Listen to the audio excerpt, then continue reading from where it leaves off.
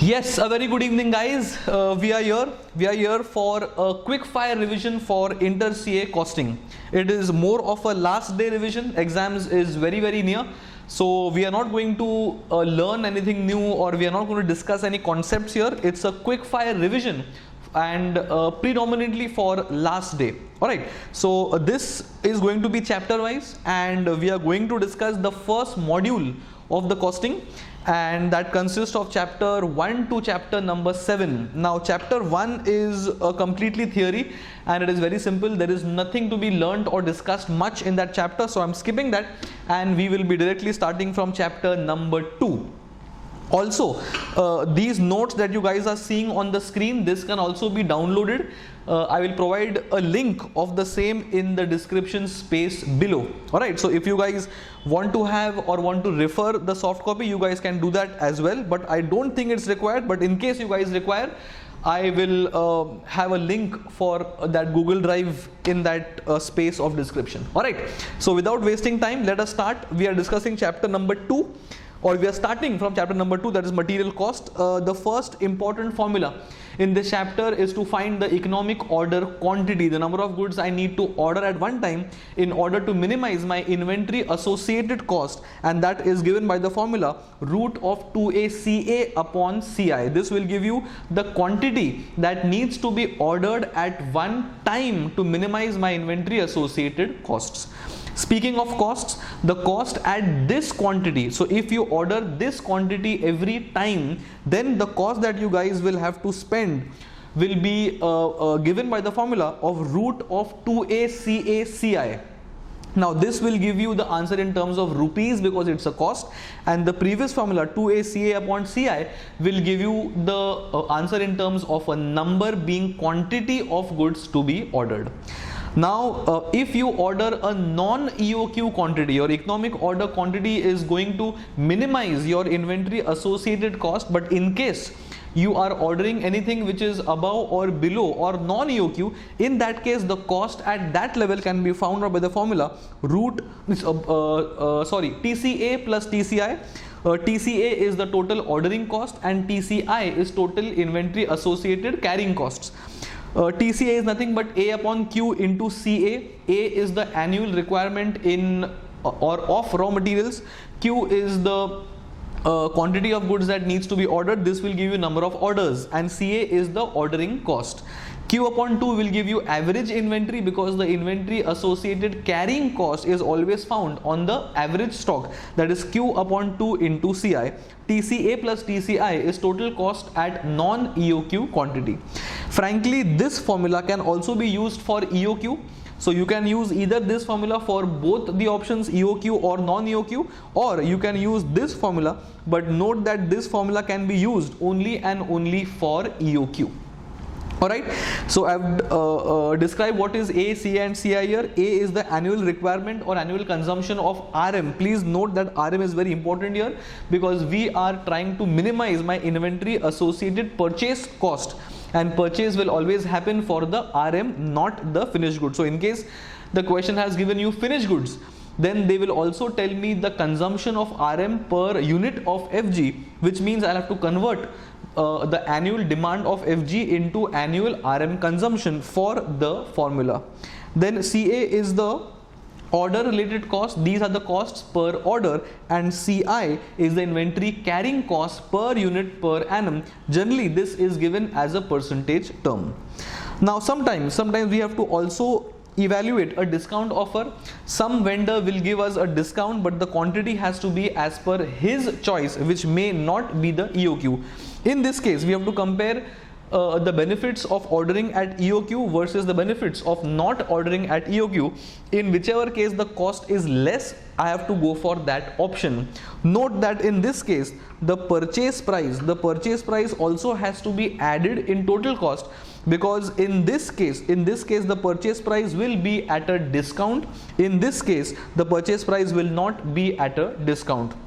So cost at EOQ plus purchase price has to be compared with the cost at non-EOQ plus the purchase price. Whichever case the cost is less, we have to opt for that option.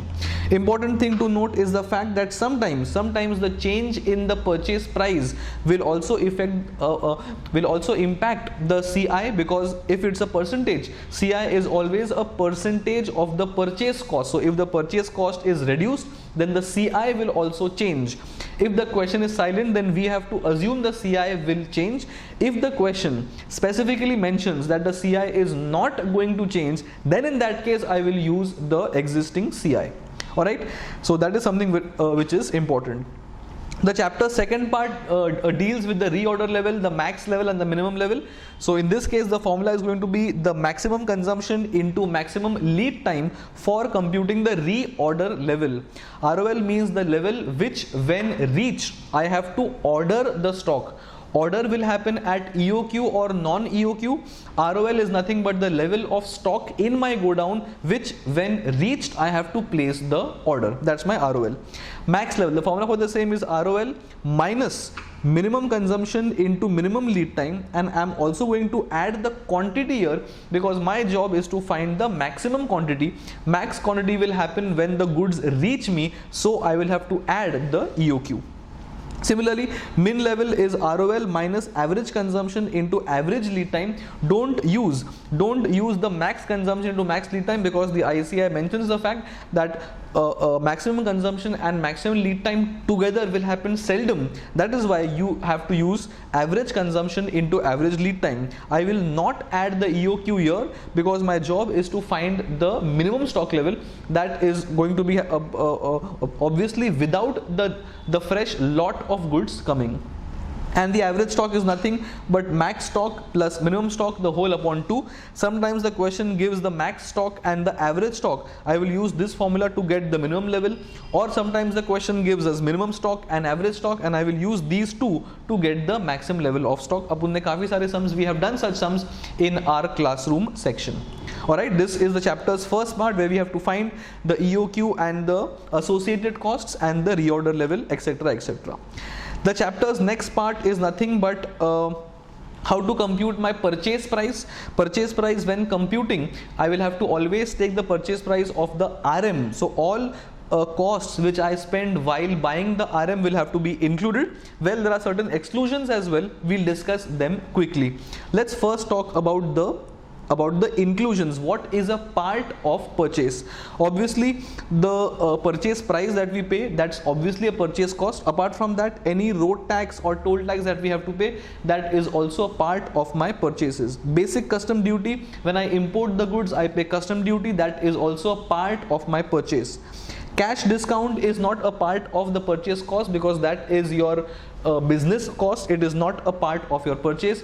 Okay, if someone gives me a discount, it is his business cost, but that will not be a part of my purchase price. I have to exclude, or I will not deduct my cash discount for the purpose of my purchase cost. Then insurance, commission, freight, this is also a part of purchase because these are purchase associated costs. So this is a part of my purchase price.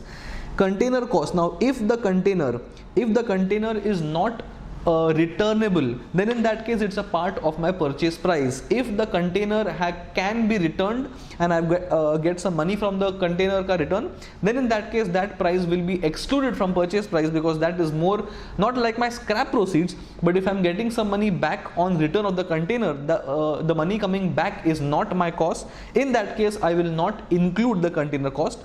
If the question is silent, you can assume the container is non-returnable, in which case the container cost becomes our cost.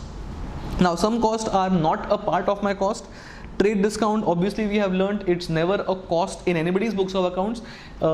We always deduct the trade discount or quantity discount from the cost price of goods or the bill, so that is never a part of my cost. Any grant or subsidy given by the government is also not my cost because it's a grant given to us. IGST or SGST, I will assume that I will take the credit for the same, because of which it is not my cost. Ultimately it is the consumer who pays the cost. In this case we are business. I will pay GST somewhere, I will collect GST from somewhere and I will pay net to the government. So this is never my cost in case the credit is taken. Any demurrage or penalty or fine are more like abnormal costs. These are my business costs, not a part of my purchase cost. So these are the inclusions and exclusions in case of computing the purchase price of raw materials. Then the chapter's last part, we maintain a storekeeper's ledger. If you remember, we maintain the stocks as per FIFO, LIFO, your simple average method or weighted average method.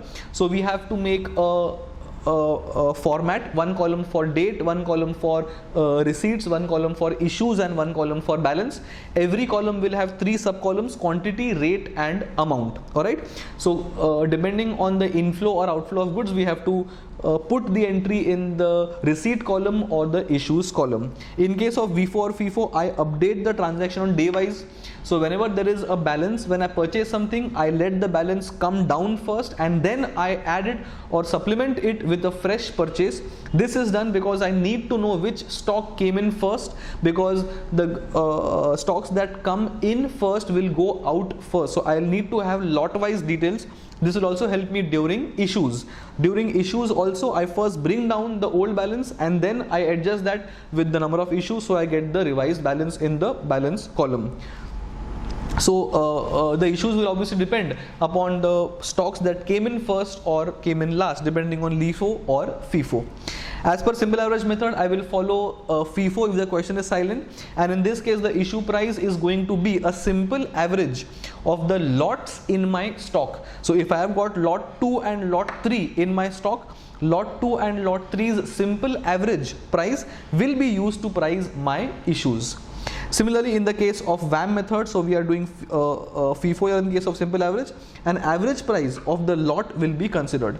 Coming to VAM method, weighted average method, you always add the opening quantity with the new quantity and post directly in the quantity column in the balance main column.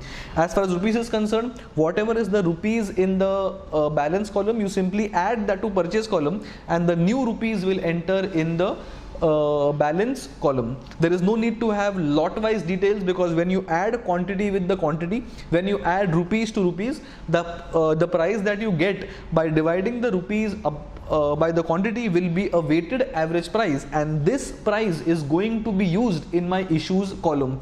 No need to have lot wise details, simply keep on adding quantity with the quantity and rupees with rupees. Again, we have done these kind of sums in the classroom section.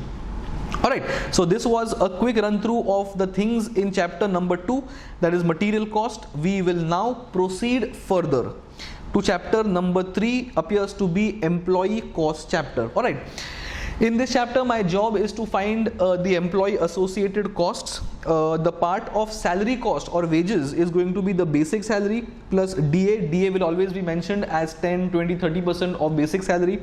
The employer's contribution to PF and ESIC is also a cost to the business. Alright, this money of employer's contribution is not paid to the employee in his hand at this time, but when he leaves the company, the share will, the total the accumulated fund will be paid to him when he leaves the company, or will be transferred from one fund to the new employer's fund. That's my part of salary, it's a cost. So while doing costing, all these are part of my wage cost. Then how do you compute wages? It is number of hours into rate per hour if the payment system is as per number of hours. Sometimes you are paid as per number of units as well, in which case piece rate system, in which case is number of units into the rate per unit. Sometimes you may have to convert the RPH from RPH to RPU. We have done many sums regarding that as well. You all can refer that. In case of bonus, there are two bonus systems when wages are paid as per time. The first system is HALSE, in which case the time saved into 50% into rate per hour is used. If the question is silent, I will use 50%. If the question mentions that bonus is paid as per 60%, then I will replace 50 with 60. If the question is silent, the standard formula is 50%. Then we have also Rowan formula, in which case it is time saved into time taken upon time allowed, the whole into RPH. This system keeps a check that if the time saved is too much, then in that case it will start penalizing the employee, assuming that there is a problem in the quality of goods because the work is happening much faster. So there is no such check and HALSE system. So in case the question mentions that I need a bonus system where the quality is also kept in track, then in that case I'll always prefer the row 1 system of bonus, because it will start penalizing the employee as and when the time saved keeps on increasing beyond a particular level, in which case it is 50%. Then total wages is always basic plus bonus. Please don't only find the bonus content. When I want to find the total cost of an employee, it is the basic wages paid. Bonus is paid in addition to the basic. We are not paying him only bonus content. So basic plus bonus is his total wages, and this will also help us to find effective rate per hour, which is my basic plus bonus upon number of hours worked. This will give me the effective rate per hour. Alright, that is the first part of the chapter where we simply discuss the basic wages and the bonus wage computation. Then in this chapter we also have a concept of labor turnover. It means the rate at which the employees are, or the laborers are leaving the organization. There are 2 or 3 methods to find this. First method is the replacement method, where the employee is replaced upon the average employee, obviously into 100. All this will be in terms of percentage into 100 will give me the replacement method ke hisab se the labor turnover in terms of a percentage. Second method is separation method. Number of employees which are separated, that will be taken into consideration, and that upon the average employees will give me the separation method and the labor turnover, it will give me labor turnover as per separation method. And flux is simply addition of the two, that is number of laborers separated plus replaced, the whole upon average employees. The number of average employees is my opening number of employees plus closing number of employees, the whole upon 2. This will give me the average number of employees. The next thing in the chapter is some concept called as profit foregone. That is nothing but how much profit we have lost because of employees leaving the company. First we have to find the profit lost. This is more like my contribution lost.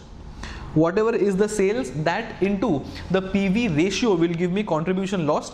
This is one of the cost, because what profit we could have earned we are not able to earn. This is not a cash outflow but avoidance of a cash inflow. So this is also a cost in terms of costing. So if there is a gap in hiring the number of laborers, because of the gap sales will not happen, I will lose contribution on those sales. Contribution lost is one of our costs. Apart from that, the new laborers have to be trained, so we have to incur some training cost. That is also a cost. Because of this, profit is lost because it's a cost, it's a pure cash outflow. Recruitment cost, I will have to hire the employees after recruiting them. So there is a recruitment process. I'll have to call like the HR, I'll have to probably give an advertisement. Cost will be incurred to call the people here, take their interviews, first round, second round, etc., etc. These are the recruitment costs incurred mainly because employees have left and new employees have to be hired. Apart from that, settlement costs, people who have left the company have to be paid settlement as per the company policy. That is also a cost that the company will bear. All this put together is nothing but profit foregone. Add everything. This is the impact that labor turnover has had on your profits. Obviously profits have come down because 3 costs have been incurred: training, recruitment and settlement, and this is more like a cash inflow avoided because of lack of sales, and the lack of sales happened because employees were not hired or laborers were not hired on time. Alright, this is everything as far as this chapter is concerned. Important chapter because there are many formulas, so please memorize all these formulas. Chapter number 3 is done. Let us go toward chapter number 4, that is overheads and absorption, one of the important chapter for costing. So you can't leave this chapter as an option because this is going to be the foundation of all other chapters, and this is also going to be an important chapter for understanding costing at CA final stage. So this is a base or the foundation of costing. Now in this chapter we allocate costs to various departments. There could be 2 or 3 production departments followed by 2 or 3 service departments. My job is to find overheads of all departments and then reallocate service department costs towards the production departments. Now how do we allocate costs? Rent, lighting, heating, all these costs are going as per the floor area. 200 square feet is to 500 square feet is to 600 square feet as the case is. So whatever is the ratio of the floor space used by different departments, that is the ratio in which the rent, light, heat cost will be allocated. Employee any cost which are employee or laborers based, number of workers or direct wages ratio will be used to allocate these costs to different departments, be it service department or production department as the case is. General overheads, generally I will use the machine hours or labor hours for allocating general overhead because the name is general. We can write a note, assume that these overheads are allocated basis labor hours or machine hours, and we can move on. If possible, try and allocate as per labor hours or machine hours, which will give a round figure. If I need to assume something, might as well assume something which is going to be convenient for us, because this is general in nature. You can assume anything, but assume something which is labor or machine based, whichever gives you a round figure. Then depreciation, repairs, insurance, assuming all these are capital or capital cost based, I will use capital value ratio to allocate these costs. Lighting expenses as per light points, this will be the basis for allocating lighting expenses of a factory or department as the case is. Electric power, which is machine operation based, power which is used by machines, I will use the horsepower of the machines as a ratio. If machine hours are also given, then machine hours into horsepower, this will give you give a composite ratio. Use a composite ratio to allocate the cost, that is machine hours into horsepower. If the question is specifically saying go as per horsepower per machine, then only use the horsepower, don't multiply with the machine hours. Depending on the question's data, you may have to tweak the numbers. Then anything which is materials or store related, I will use the volume of materials to allocate the cost. All these details will be given to us.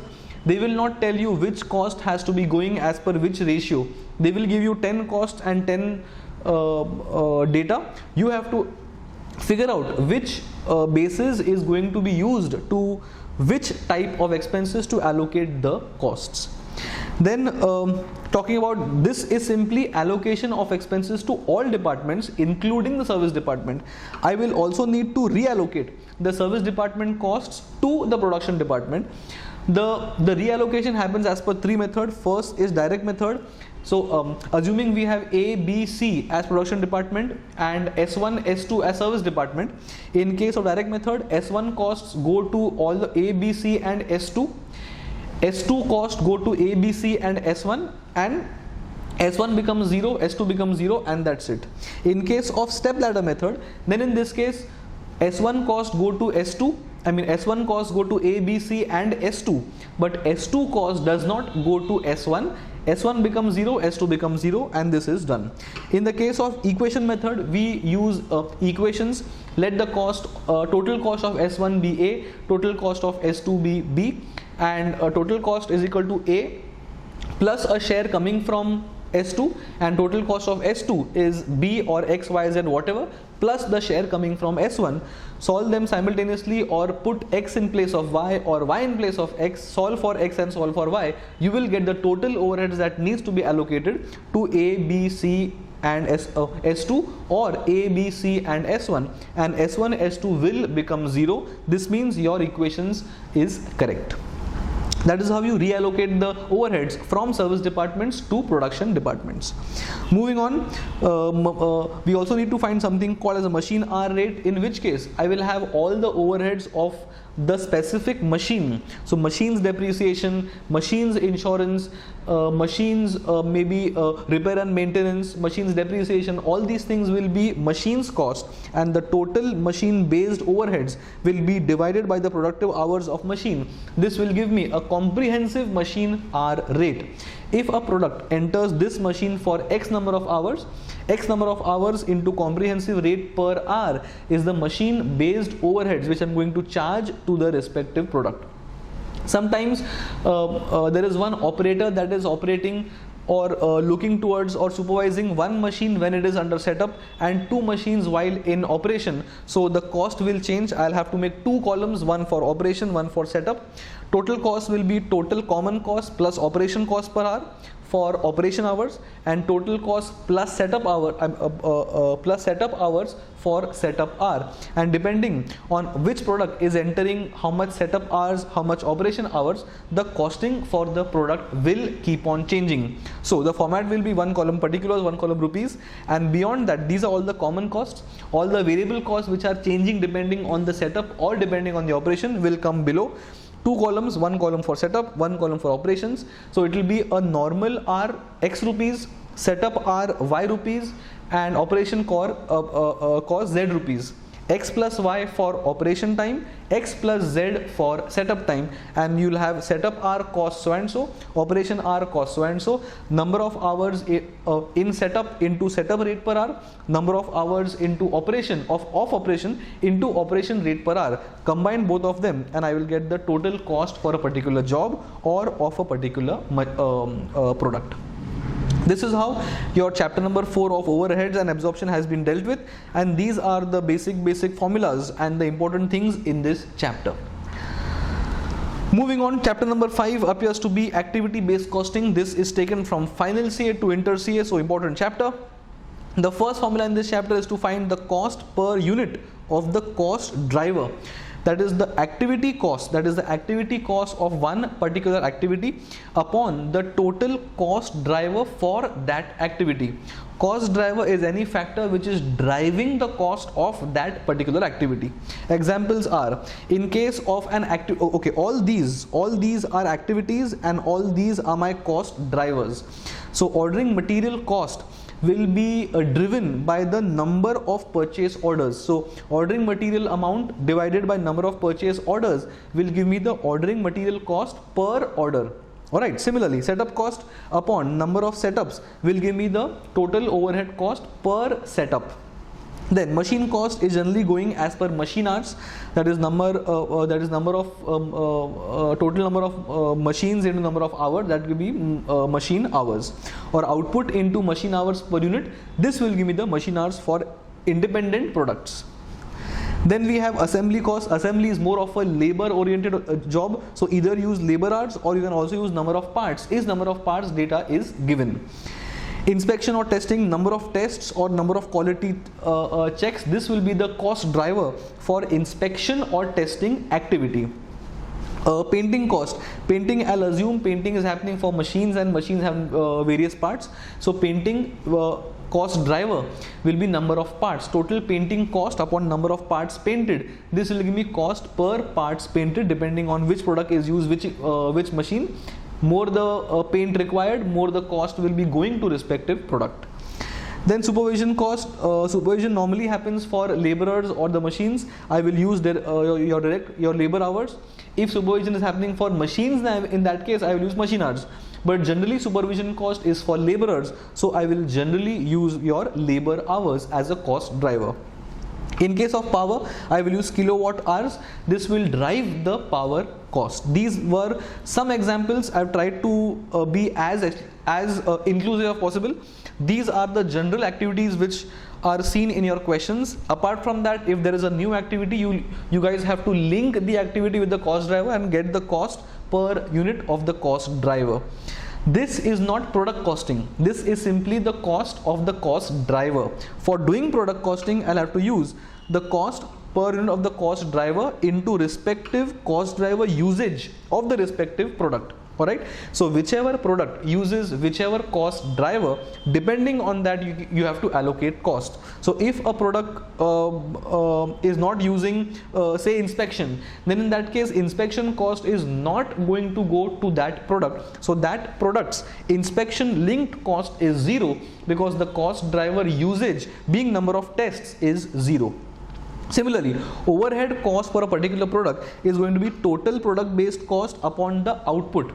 So we have the number of columns. We have one column for amount or activity, one column for rupees of the activity, one column to describe the cost driver, one column to describe the cost per unit of the cost driver, this one, and the next 3 or 4 columns will be for 3 or 4 products. So A, B, C, D, total of A will be total product overhead, and A's output, this will be used to find A's overhead cost. Similarly, total of B's column upon B's output will give me B's overhead cost per unit, and the overhead cost per unit, that is share in overheads, plus the prime cost.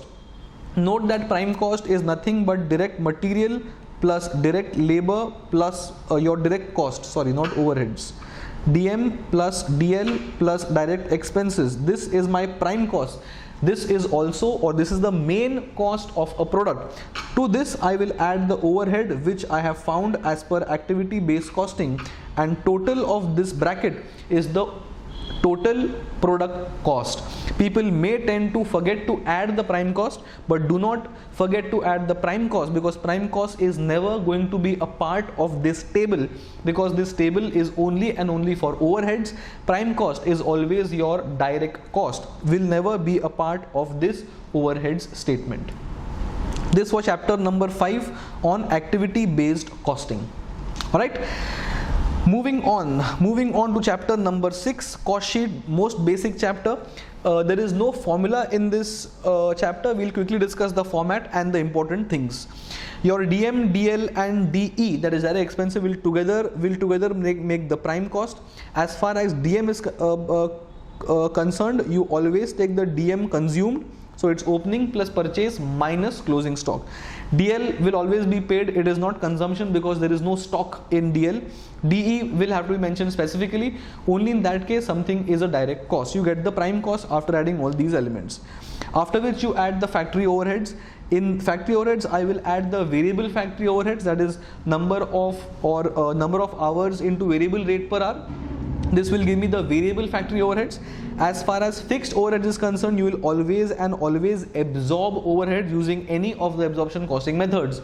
You got 6 methods, that is output method, machine hour method, labor hour method, material cost method, labor cost method and prime cost method. Whichever method the question mentions or specifies, use that method to absorb overheads, and only the absorbed content will come here.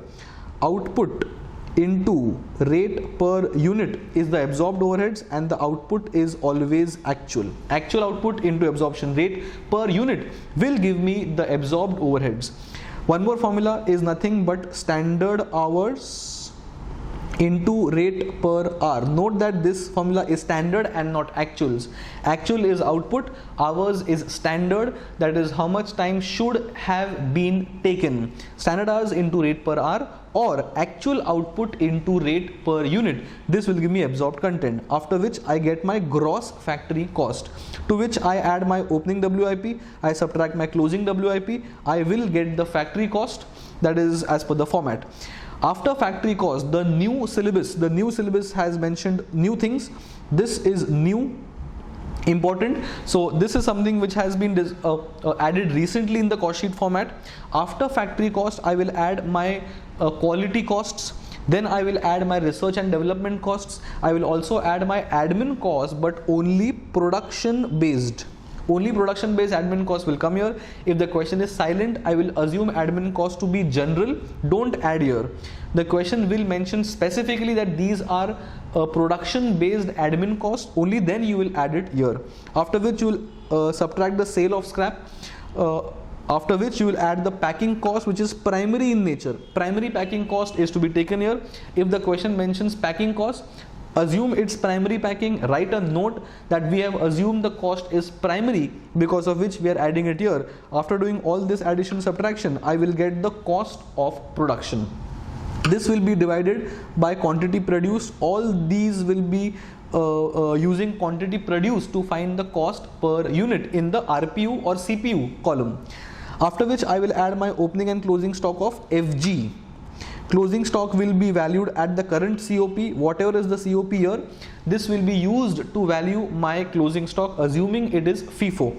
After which I get my COGS. This will be divided by the quantity sold, and now everything will be divided by quantity sold for the CPU column. After COGS, I will add my admin cost, but this is general in nature.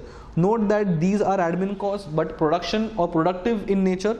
These are admin costs which are general in nature, to which I will add all the selling and distribution costs. Note packing cost will be added here if the packing is secondary. So if the question mentions primary or secondary packing, then you have to add it upar or niche depending on primary or secondary. After which I'll get my total cost of sales, compare this with sales, and balancing figure will be the profit. This is the cost sheets format. Sometimes the question will give you two products and they will ask you to allocate costs. Always use composite ratio. Always use composite ratio to allocate cost. Composite ratio is output into internal ratio. Whatever is the answer of this formula for product A, product B, product C, as the case is, this ratio will be used to allocate the cost for respective products. Don't allocate only basis output or only basis internal ratio. We have done a sum of brown polish and I think black polish, where we have allocated the cost as per using a composite ratio, output into internal ratio. This will give me some number, and that is the basis for allocating the costs as per the composite ratio. That is how your cost sheet chapter has been discussed. This is the basics of the chapter, and the last chapter in module number 1 is chapter number 7, that is cost accounting system. In the next video we will be doing module number 2. So let's start the cost accounting system. Again, this chapter does not have any formulas, but we have to maintain many ledgers for the cost accounting records. You have a stores ledger control account. This is more like a stores account. Inflow is debited, outflow is credited. Goods will travel from stores ledger to WIP ledger. Again the same thing. WIP will have opening and closing stock, any inputs coming from the stores ledger. WIP will also have the absorbed overheads from the direct wages. It will also have overheads absorption coming to WIP as well. So opening balance, closing balance, input from stores ledger, input from wages, direct wages, input from overheads absorbed, all these things will come in WIP, and that will be closed, and balancing figure is nothing but my closing WIP, or the goods are transferred from WIP to finished goods because they are no longer work in progress, they are finished. In the case of finished goods, I'll have opening balance, I will have goods coming from WIP, I will have a share of admin overheads absorbed, I will have a closing balance of FG, and balancing figure will be transferred to cost of goods sold, because FG will be transferred they'll be transferred to COP because that is my goods produced. Then we have direct wages control. Debit side will have paid for wages, direct and indirect wages. The credit side will have absorbed content. Absorbed will go to WIP, and the indirect content will go to FOH. FOH will have paid on the debit side, absorbed on the credit side, and balancing figure is either over or under absorbed. Take it to costing P&L or take it to balance carried down depending on the sums data. Then we have admin overheads. It starts from admin overheads paid, then balancing figure is taken to my FG because admin overheads is a part of FG, so we take it to my FG. Then coming to S&D control, again debit side is cost incurred, like credit side generally will be the same, and that is taken to cost of sales because cost of sales includes S&D costs. COGS and COS frankly can be merged because ultimately COGS is going to COS only. I think I missed one ledger, that is COP, cost of production. This will also be COP is not required. I think COGS and COS is enough. Then we have sales control. You have the credit side, that is actual sales. Debit side will be simply transferred to costing P&L. That's my sales control. 1 minute. That's my sales control. Okay. P&L, whatever is the COS, it will be transferred to P&L. Whatever is the sales, transferred to P&L. Balancing figure will be profit, that is transferred to GLA account. So P&L is sorted. Any under or over absorbed, if you are taking to costing P&L, that will also be a part of the P&L. GLA is nothing but all posting. Balance in the GLA will be transferred to the trial balance, and trial balance will have balances of stores ledger control, it will have balance of WIP, it will have balance of FG. All this will be on debit side, it will also have GLA on the credit side, and your trial balance will tally. These are the list of ledgers that need to be maintained in case the books are maintained as per non-integral system. If we have an integral system, then in that case this GLA ledger will not come, and GLA will not come, but instead of GLA we will have debtors control, we will have creditors control, we may have creditors for expenses control, and we may have cash bank, because this account is not used and we are using your GLA in that place. So in case the the books are integrated, then in that case GLA will not be a part of your books. All other thing will remain the same, and the only difference is that you will maintain a debtors account, creditors for expenses account. Creditors account is for goods, and creditors for expenses is my creditors for rent, creditors for salary, creditors for any other thing.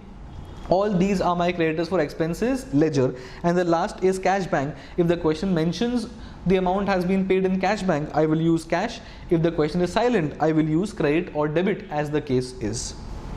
Last thing in this chapter is profit reconciliation. There are two formats. First format is like your BRS. You start from CA and go towards FA. You start from costing profits and go towards the financial profits, or you start from the financial profits and you go towards the costing profits. You exactly do the same thing as BRS. So in case an adjustment, so if you're starting from CA going towards the FA, if an adjustment has an impact of increasing your FA profits, which means FA profits are more, CA profits are less, you're traveling from less to more, so I will add.